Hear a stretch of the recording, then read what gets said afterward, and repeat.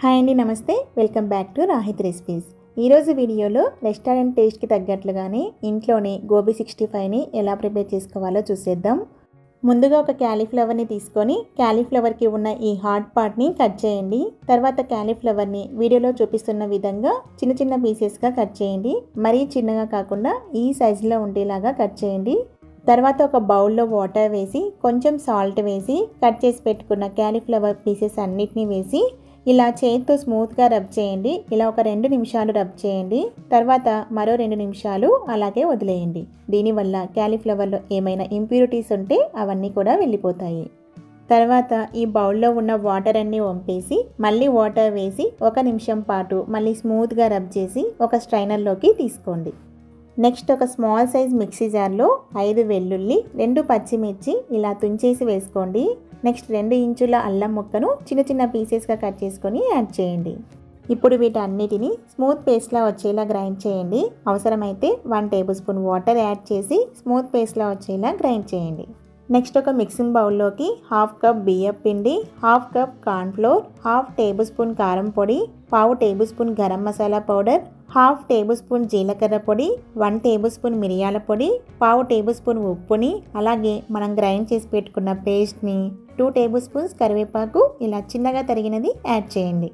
Next ఇందులోకి 3 table spoons పెరుగుని add చేసి కొద్దిగా వాటర్ని యాడ్ చేసుకుంటూ పిండి అంతటిని బాగా మిక్స్ చేయండి. కన్సిస్టెన్సీ అనేది మరీ థిక్గా మరీ థిన్గా కాకుండా ఫ్లోయింగ్ కన్సిస్టెన్సీ ఉండేలా చూసుకోండి. ఇలా పిండి అంతటిని బాగా మిక్స్ చేశాక నెక్స్ట్ ఇందులోకి 1 టేబుల్ స్పూన్ వేడి ఆయిల్ని వేసి మళ్ళీ పిండి అంతటిని బాగా మిక్స్ చేయండి. ఇలా పిండిలో వేడి ఆయిల్ని యూజ్ చేయడం వల్ల గోబీ అనేది క్రిస్పీగా వస్తుందండి. నెక్స్ట్ ఈ పిండిలోకి కట్ చేసి పెట్టుకున్న క్యాలీఫ్లవర్ పీసెస్ అన్నిటినీ వేసి బాగా మిక్స్ చేయండి. పిండి అనేది ముక్కలకి బాగా పట్టుకోవాలి.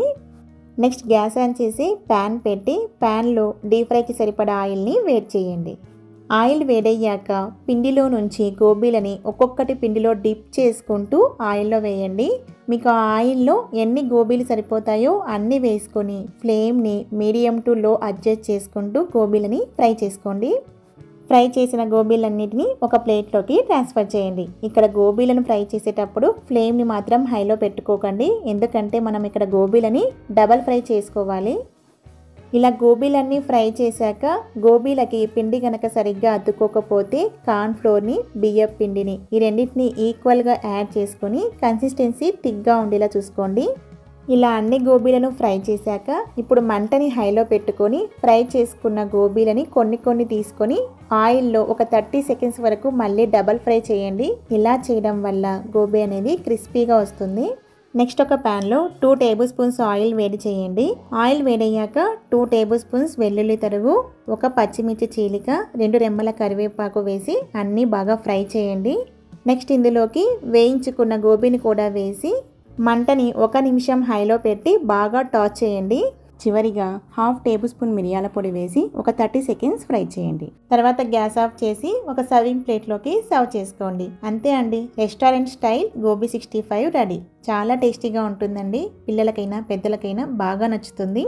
ఈ వింటర్ సీజన్లో గోబీ 65ని బయట కొనే బదులు ఇంట్లోనే అప్పటికప్పుడు హాట్గా ప్రిపేర్ చేసుకొని ఎంజాయ్ చేయండి. టేస్ట్ చాలా బాగుంటుంది. డెఫినెట్గా మీకు నచ్చుతుందండి. ట్రై చేశాక మీకు ఎలా వచ్చిందనేది మాత్రం నాతో కామెంట్ బాక్స్లో షేర్ చేసుకోవడం మాత్రం మర్చిపోవద్దు. ఈ వీడియో కనుక మీకు నచ్చినట్లయితే లైక్ చేయండి, సబ్స్క్రైబ్ చేయండి, అలాగే మీ ఫ్రెండ్స్కి రిలేటివ్స్కి కూడా షేర్ చేయండి. Thank you for watching.